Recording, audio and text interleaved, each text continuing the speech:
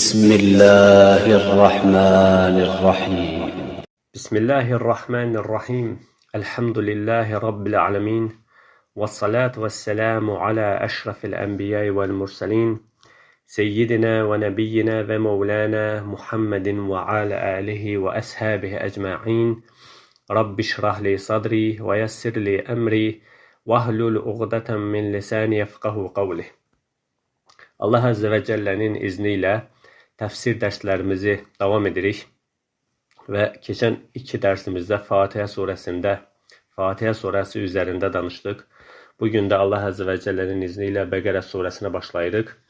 Əvvəlcədən de dediyim kimi müəllif rahimehullah İbn Recep el-Hənbəli surelerin ayələrini tek tefsir etmemiştir. Her sureden bazı müəyyən ayələri tefsir etmiştir. Bekara suresi Medine'de nazil olmuştur. Kur'an'ın en büyük suresidir ve 286 ayeden ibarettir. Adını surede geçen 67-73. ayələr arasında Musa aleyhisselam ile Yahudilerin arasında baş veren qissə arasında olan diyalogdan götürmüştür. Hansı ki Musa aleyhisselam Yahudilere dedi ki Allah size bir ineği kesmeye emredir ve Yahudiler o ineğin xüsusiyyətlərini soruşarak daha da meselelerini çətinləşdirməyə başladılar. Ki az qala onu kəsməyəcəkdilər ve orada gedən inəkdən götürmüşdür surə öz adını. Allah Azze ve Celle Bekara suresi 23-24. ayda buyurur ki وَاِنْ كُنْتُمْ فِي رَيْبٍ مِمَّا نَزَّلْنَا عَلَى عَبْدِنَا فَأْتُوا بِسُورَةٍ مِّن مِثْلِهِ وَادْعُوا شُهَدَاءَكُمْ مِنْ دُونِ اللّٰهِ اِنْ كُنْتُمْ صَادِقِينَ. Eğer kulumuza nazil ettiğimize şüphe edirsinizsə, onda ona benzer bir sure getirin. Ve öz Allah'tan başka diğer şahidlerinizi de çağırın eğer doğru değilsinizsə. Eğer doğru değilsinizsə, Allah'tan başka diğer bütün şahidlerinizi de çağırın. فَاَنْ لَمْ تَفْعَلُوا وَلَنْ تَفْعَلُوا فَاتَّقُوا النَّارَ الَّتِي وَقُودُهَا النَّاسُ وَالْحِجَارَةُ اُعِدَّتْ لِلْكَافِرِينَ. Eğer bunu edebilmirsinizsə, ki edə də bilməzsiniz, heç vaxt bunu edə bilməzsiniz, onda yanacağı insanlardan ve daşlardan olan kafirler için hazırlanmış oddan çəkinin. Müfəssirlər ayədə keçən daşların, hansı ki Allah Azze ve Celle dedi ki وَقُودُهَا النَّاسُ وَالْحِجَارَةِ insanlardan ve daşlardan ibaret olan oddan çəkinin. Müfəssirlər ayədə keçən həmin daşların mahiyyəti haqqında ixtilaf ediblər. Rabi bin Ənəs rahimehullah ve bir grup alimler bu daşların müşriklerin ibadet ettiği bütler olduğunu demiştiler. Onlar delil olarak aşağıdaki ayələri delil göstermişler. Allah Azze ve Celle Enbiya suresi 98-99. ayələrdə buyurur ki لَوْ كَانَ هَوْلَاءِ آلِهَةٌ مَا وَرَدُهَا وَكُلٌّ فِيهَا خَالِدُونَ. Eğer bunlar ilah olsaydılar oraya girmezdiler. Hansı ki evvelki ayda dedi ki اِنَّكُمْ وَمَا تَعْبُدُونَ مِنْ دُونِ اللّٰهِ حَسَبُ جَهَنَّمَ اَنْتُمْ لَهَا وَارِدُونَ. Siz ve sizin Allah'tan gayri ibadet ettikleriniz cehennem odunusunuz. Siz ve sizin Allah'tan gayri ibadet ettikleriniz cehennem odunusunuz. Siz mütlak oraya gireceksiniz. Bu ayeden müəyyən bir grup alimler deyir ki oradaki cehennem daşları həmin Allah'tan gayri ibadet olunanlardır. Həmin Allah'tan gayri ibadet olunan bütlerdir. Ve arkasınca buyurur ki لَوْ كَانَ هَوْلَاءِ آلِهَةٌ مَا وَرَدُهَا وَكُلٌّ فِيهَا خَالِدُونَ. Eğer bunlar ilah olsaydılar oraya girmezdiler. Halbuki hamısı orada ebedi kalacak. Bu siniften olan alimler belə demiştir. Bu ayede Allah'tan başka ilahlara ibadet eden, onların Allah katında özlerine şəfaatçi olacağına, onları Allah'a yaxınlaşdıracağına inanan kafirler, alçalmış ve təhqir olunmuş şekilde cehennemde o bütlerle bir yerde əzab görecekler. Bu onların keder ve peşmançılıklarını artırmak üçündür. Çünkü insan əzab çekerken, əzab çekmesine sebep olan ile birlikte olduqda, bu onun keder ve peşmançılığını daha da artırır. Bir insan əzab çekir ve əzab çekmesinin sebebi de onun gözünün karşısındadır. Əzab çəkdiyi şey ona daimi göstərilir ki, sən buna görə əzab çəkirsən. Budur sənin əzab çəkməyinin səbəbkarı. Bu onun peşmançılığını, kədərini daha da artırır. Və bu baxımdan kafirlər özlərini doğru yoldan azdıran şeytanları ilə bərabərdirlər. Allah Əzzə və Cəllə buyurur ki, وَمَنْ يَعْشُ عَنْ ذِكْرِ الرَّحْمَنِ نُقَيِّدُ لَهُ شَيْطَانَ فَهُوَ لَهُ قَرِينٌ. Kim Rahmanın olan Allahın zikrindən, kim Rahmanın zikrindən üz döndərərsə, biz şeytanı ona calayar və o da ona yoldaş olar. Kim Rahmanın zikrindən üz döndərərsə, biz ona şeytanı calayarıq, o da ona yoldaş olar. وَإِنَّهُمْ لَيَصُدُّونَهُمْ عَنِ السَّبِيلِ وَيَحْسَبُونَ أَنَّهُمْ مُهْتَدُونَ. Doğrusu şeytanlar onları hak yoldan saptırar, azdırar. Onlar ise özlərinin hak olduqlarını güman ederler. Hatta izâ câene qâle ya leyte beyni ve beyneke bu'del meşrikeyn fe bi'sel qarin. Nəhayət o huzurumuza gəldikdə yoldaşına deyər: Kaş ki mənimlə sənin aranda məşriqlə məğrib arasındakı uzaqlıq qədər məsafə olaydı. Sən nə pis bir yoldaşsan. Sən nə pis bir yoldaşsan. وَلَنْ يَنْفَعْكُمُ الْيَوْمَ اِذْ ظَلَمْتُمْ اَنَّكُمْ فِي الْعَذَابِ مُشْتَرِكُونَ. Onlara deyiləcək, siz haqsızlıq etdiyinizə görə bugün əzaba şərik olmağınız sizə heç bir fayda verməz. Demək ki, şeytanla insan və onu azdıran şeytan cəhənnəmdə bir yerdə əzab görəcəklər və onların bir-biri ilə mübahisə etməsi onlara heç bir fayda verməz. Zuhruf surəsi 36-39-cu ayələrdə. Mə'mər Səid ibn Cəririn bu ayə haqqında belə dediyini rəvayət edir. Qiyamət günü kafir qəbrindən dirilib qalxdıqdan sonra şeytandan özü üçün şəfaət etməyi istəyər. Nəhayət Allah Əzzə və Cəllə hər ikisini cəhənnəmə atana qədər şeytan ondan ayrılmaz. Bu zaman həmən kafir belə deyər: Kaş ki mənimlə sənin aranda məşriqlə məğrib arasındakı uzaqlıq qədər məsafə olaydı. Əbul Əşha Səid ibn Cərirdən rəvayət etdiyinə görə Abbas Əl-Cüşəmi belə dedi: Kafir qəbrindən çıxarkən başının üstündə yanmış ağaca oxşayan bir şeytan dayanır. Şeytan ona əlini uzadaraq belə deyər: Mən sənin dostunam. İkimiz birlikdə cəhənnəmə daxil olacağıq. Və insanın dediyi, kaş ki mənimlə sənin aranda məşriqlə məğrib arasındakı uzaqlıq qədər məsafə olaydı ayəsi buna dəlalət edir. Yəni, hər iki rəvayəti İbn Əbi Hətim və başqaları rəvayət etmişdir. Allah Əzzə və Cəllə kafirlərin Allahdan geri ibadət etdikləri şeylərə və şeylərlə və şeytanlarla olan mücadiləsini belə izah edir. Quran-ı Kərimdə Şuara surəsində Allah Əzzə və Cəllə buyurur ki: وَبُرِّزَتِ الْجَحِيمُ لِلْغَاوِينَ. Cəhənnəm də azğınlara göstərilər. وَقِيلَ لَهُمْ أَيْنَ مَا كُنْتُمْ تَعْبُدُونَ. Onlara deyirlər ki, sizin ibadət etdikləriniz haradadır? مِنْ دُونِ اللّٰهِ هَلْ يَنْصُرُونَكُمْ أَوْ يَنْتَسِرُونَ. Allahdan başqa ibadət etdikləriniz, onlar sizə kömək edə bilərlərmi? Yaxud özlərinə kömək edə bilərlərmi? Özlərinə kömək dəyərmi?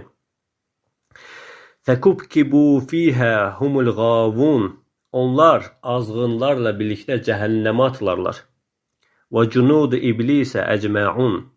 İblisin bütün əskərləri də həmçinin onlarla birlikdə cəhənnəmə atırlar. قَالُوا وَهُمْ فِيهَا يَخْتَسِمُونَ.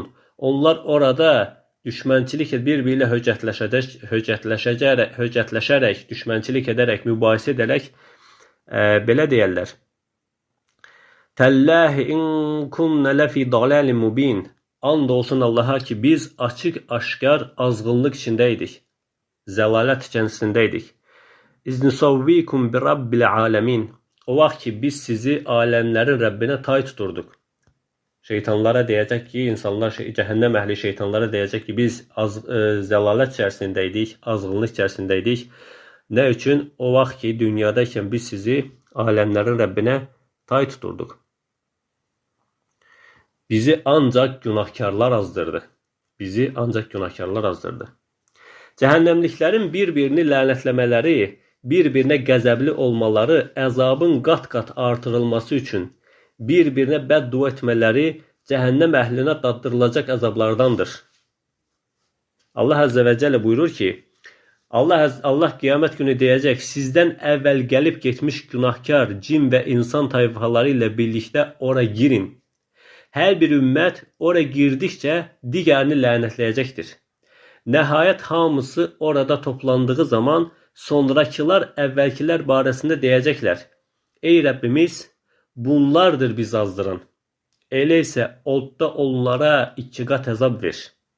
Allah Əzzə və Cəllə deyəcək ki, əzab hər kəs üçün 2 qatdır, lakin siz bunu bilmirsiniz.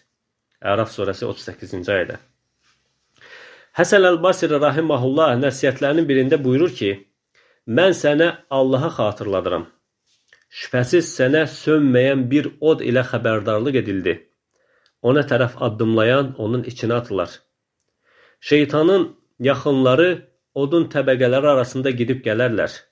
Daşlar o qədər sıxdır ki, onun istisi cəhənnəm əhlinin üzünü yandırar. Hansı ki, Fatir surəsi 36-cı ayədə buyuruldu ki, kafirləri isə cəhənnəm odu gözləyir. Orada nə öldürülməzlər ki, ölüb canları qurtarsın, nə də bu odun əzabı onlar üçün yüngülləşdirilər. Biz hər bir kafiri belə cəzalandırırıq. Bu birinci görüş. Bir qrup alimin birinci görüşüdür, qardaşlar. İkinci görüş, digər qrup alimlər isə deyir ki, yəni müfəssirlərin çoxu cəhənnəmdəki daşlardan qəsd olunanın odu qalamaq üçün istifadə olunan kükürt daşı olduğunu deyirlər. İkinci bir qrup alim deyir ki, cəhənnəm daşları, ayədə keçən cəhənnəm daşlarından qəsd olunan nədir? Cəhənnəm odunu qalamaq üçün istifadə olunan kükürt daşlarıdır. Bu daşlarda başqa daşlarda olmayan 5 fərqli xüsusiyyət var. Hansılardır? Tez alovlanması, kəskin pis iyi olması, çox dumanlı olması, bədənə şiddətli şəkildə yapışması və qızdığı təqdirdə çox şiddətli istilik verməsi. Hansılardır? Tez alovlanması, kəskin pis iyi olması, çox dumanlı olması, bədənə şiddətli şəkildə yapışması və qızdığı təqdirdə çox şiddətli istilik verməsi. Allah Əzzə və Cəllə bizi cəhənnəm odundan xilas etsin. Abdülməlik bin Ümeyr, Abdurrahman bin Sabitdən, o da Amr bin Meymun, rahiməhullah vasitəsilə İbn Məsud radiyallahu anhunun həmən daşlar haqqında belə dediyini nəql edir. Bunlar Allahın göyləri və yeri yaratdığı gündən kafirlər üçün hazırladığı kükürtdən daşlardır. Bunu İbn Əbi Həkim rəvayət etmişdir. Həkim bu rəvayətin Buxari və Müslimin şərtlərinə görə səhih olduğunu demişdir.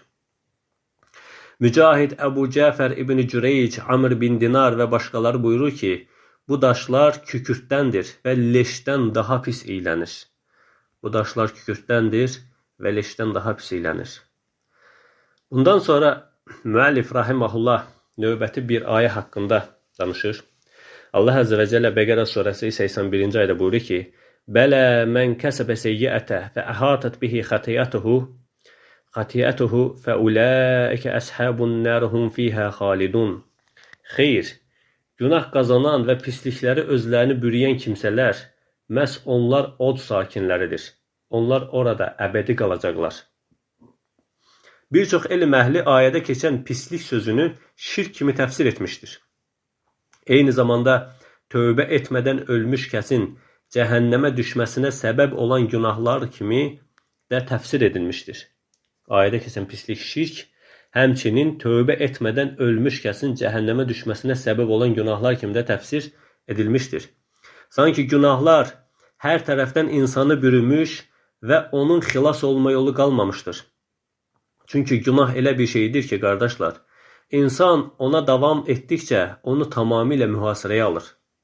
İnsan günaha davam etdikcə, günah üzərində israr etdikcə, günah artıq onu mühasirəyə alır. Artıq o günahdan çıxmaq, o günahın arasından sıyrılıb çıxmaq cəhdi ona fayda vermir. Artıq o mühasirədən çıxa bilmir. Artıq o, hətta o günahdan həzz almasa belə, ona vərdiş edir. Hətta o günahdan həzz almır, ona vərdiş edir, ondan sıyrılıb çıxa bilmir. Allah Rəsulü sallallahu aleyhi və səlləm günahları insanın geyindiyi dar bir zireh paltarla müqayisə etmişdir. Bu paltar onu boğana qədər sıxar, ondan ancaq etdiyi salih əməllər və tövbə ilə xilas olmaq mümkündür. Ukbə bin Amr radiyallahu anhu buyurur ki, Allah Resulü sallallahu aleyhi və səlləm belə buyurdu. Günahların arxası ilə yaxşı əməllər edən kəs, özünü boğacaq qədər dar bir zireh geyinən kəs kimidir. Yaxşı əməl etdikcə ondan bir halqa qopub düşər və beləliklə yaxşı əməllərə davam etdikcə bütün halqalar sökülüb tökülər. Bu hadisi İmam Əhməd rəvayət etmişdir. Ona görə də günah, şübhəsiz ki, qul mütləq günah edəcək. Qul mütləq günah edəcək. Ən azı o günahın arxasınca yaxşı bir əməl etmək lazımdır ki, ya sədəqə verməkləmi, ya müsəlmanlara yaxşılıq etməkləmi, hər hansı bir yaxşı əməl, bir ibadət etmək lazımdır ki, o günah ondan silinsin. İnsan bunu etmədiyi təqdirdə bir də baxacaq ki, artıq günahın əhatəsindədir, günahların əhatəsindədir və ondan, o günahlardan xilas ola bilməsi üçün qəlbi məhv olub, qəlbi ölüb. O qəlb o qədər ölüb ki, artıq günahların əhatəsindən çıxa bilməsi üçün onda heç bir hərəkət yoxdur, onda heç bir tərpəniş yoxdur. Allah Əzzə və Cəllə bizi etdiyimiz günahlardan peşman olub, tövbə edərək özünə qovuşan qulların eləsin. Əmin.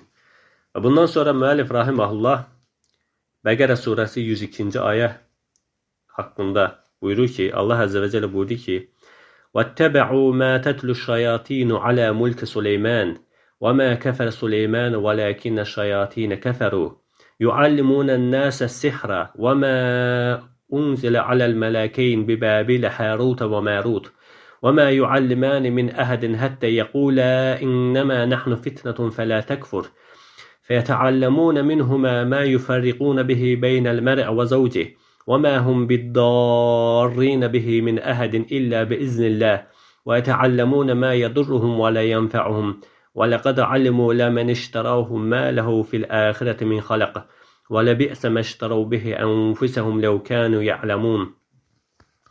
Allah Əzzə və Cəllə buyurdu ki, onlar Süleymanın mülkü barəsində şeytanların oxuduqlarına uydular, tabi oldular.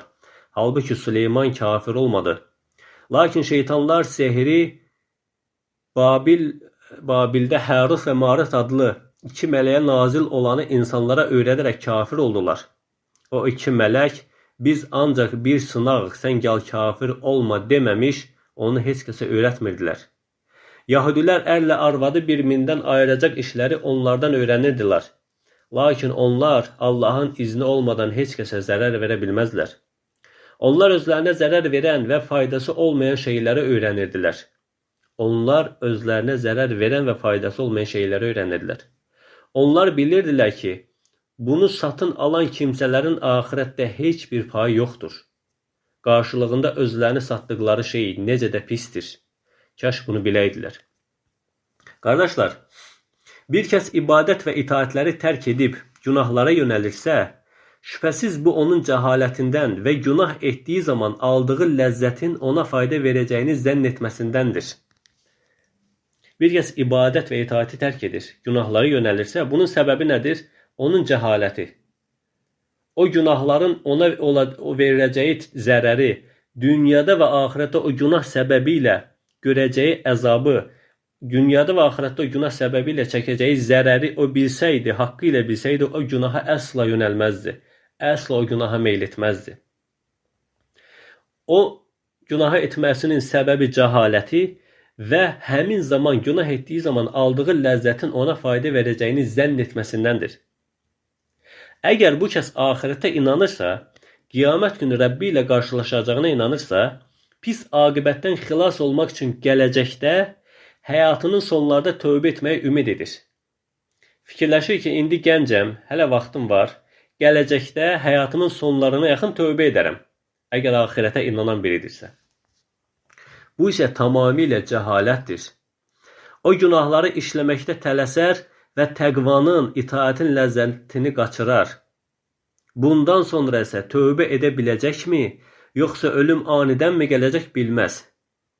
Bu kəs acılığını dəf etmək üçün zəhərli yemək yeyən, sonra panzəhər, yəni zəhərə qarşı dərman içib xilas olmağa ümid edən insana bənzəyir. Buna ancaq cahil, axmaq insan cəhd edər. Görün necə gözəl misal verir. Bir kəs acdır. Aclığını öldürmək üçün, qarnını doyurmaq üçün zəhərli yemək olsa belə yeyir. Ki, əsas odur ki, ac qalmayım. O qarnın toxluğundan ləzzət alır. Zəhərli yemək olsa yeyir, deyir ki, eybi yox, bununla qarnımı doyurum, axırda panzəhir içərəm. Zəhərə qarşı dərman istifadə edərəm, içərəm, o zəhəri öldürər. Bu kəs nə qədər cahil, nə qədər axmaq adamdırsa, eyni ilə günahlar üzərində israr edib, qocalanda ömrümün axırına yaxın tövbə edərəm deyən insan da onunla eyni hökmdədir. Onunla eyni insandır. Ayədə qəsd edilən şey odur ki, onlar sehirlə məşğul olmağı təqva və imanın önünə keçirdilər. Sehirlə dünyanın müvəqqəti faydalarını əldə etməyi umdular. Bununla bərabər onlar axirətin əcrindən məhrum olacaqlarını bilirdilər.